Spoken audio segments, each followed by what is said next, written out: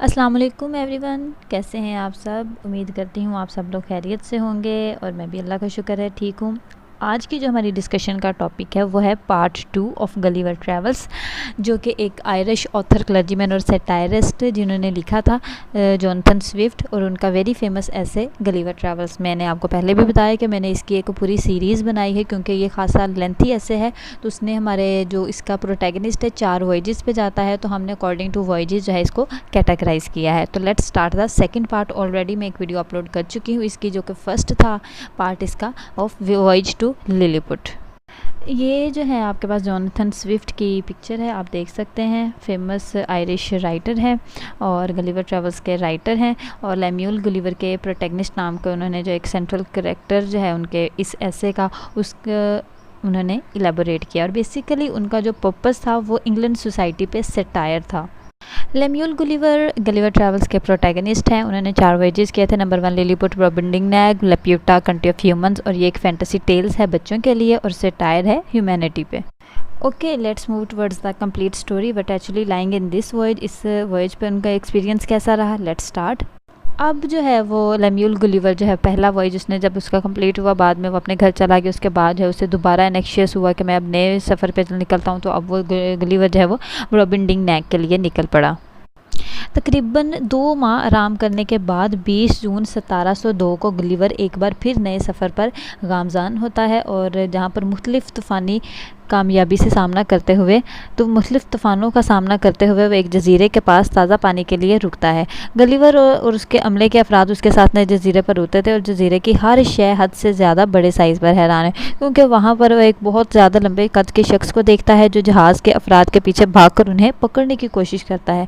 अब जनाब आप इस पर उन लोगों की लेंथ को एस्टिमेट करें कि वो जो है कितने लेंथी हैं कि वो जहाज़ को पकड़ने की कोशिश कर रहे हैं। जहाज़ के तमाम अफराद मुश्किल खुद को बचा कर जहाज़ में मौजूद सवार वहाँ से निकल जाते हैं। गुलिवर अकेला इस अंजाम जजीरे पर ब्रोबिंडिंग नेग पर रह जाता है। गलीवर बड़ी मुश्किल से उस शख्स की तरफ तवज्जो अपनी कराता है कि वो जो है उसकी तरफ देखे और उसकी कोई हेल्प कर सके। वो शख्स जो है वो कम से कम 60 से 80 फुट के करीब लेंथ में है।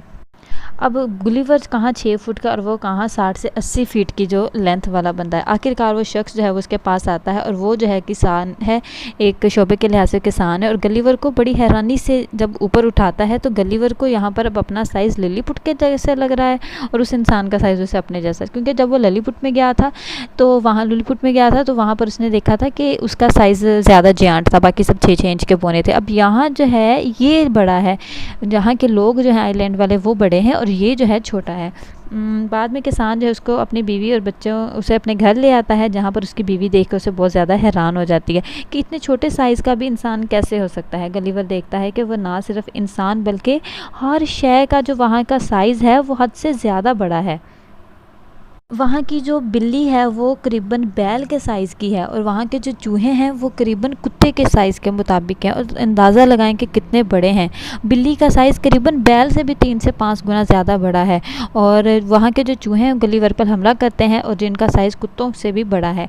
गलीवर अपनी तलवार से जो है वो खुद को बड़ी मुश्किल से बचाता है। उसके बाद किसान की 9 साला बेटी गलीवर की देखभाल करती है, और आहिस्ता आहिस्ता जो है गलीवर वहाँ की ज़ुबान भी बोलनी सीख जाता है। गलीवर जो है कुछ करतब सिखाता है, किसान उसे कुछ करतब सिखाता है और मुल्क में मुख्तलिफ कस्बों में ले जाकर तमाशे के लिए लेके जाता है, ताकि वो इससे बहुत ज़्यादा पैसा कमा सके। जब वो उसे मुख्तलिफ जगहों पर लेके जाता है तो वहाँ के जो लोग हैं वो देख कर बहुत ज़्यादा उसे ना हैरान हो जाते हैं कि इस तरह का भी कोई इंसान इतना छोटा हो सकता है।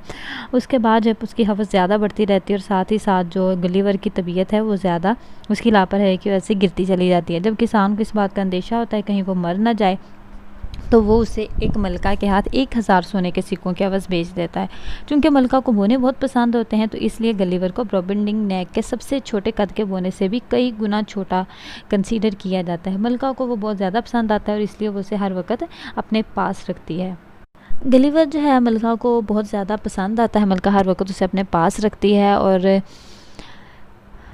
बादशाह जो है उसे गलीवर बिल्कुल भी नहीं पसंद। वो हैरान है इस बात पर कि इतने छोटे साइज़ का इंसान कैसे हो सकता है। चनाचे उसकी साख्त पर जो है वो करने के लिए इन्वेस्टिगेशन वो ना 3 स्कॉलर्स को बुलाता है, और वो जब आते हैं तो जब वो अंदाज़ा लगाते हैं तो वो ये कहते हैं अब तक रिज़ल्ट जो है वो ये निकालते हैं कि ये कुदरत की एक गलती है कि इतना छोटा इंसान कैसे हो सकता है।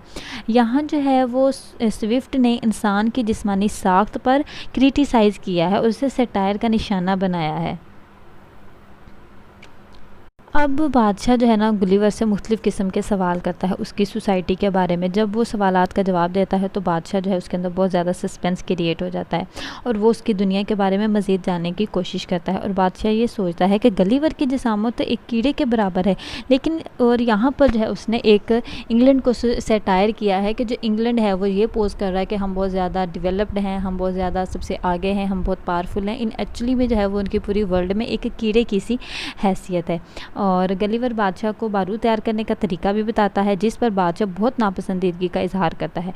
गलीवर बर्बेंडिंग नैग में बहुत मुश्किलात का सामना करता है और एक दफ़ा तो उसके साथ इतना ज़्यादा एडवेंचर हो जाता है कि एक कुत्ता जो है उसे अपने मुंह में उठाकर अपने मालिक के पास ले जाकर ज़मीन पर रखता है। एक चील गलीवर को उठाने की कोशिश करती है और एक बार एक बंदर गलीवर को उठाकर एक इमारत की छत पर ले जाता है।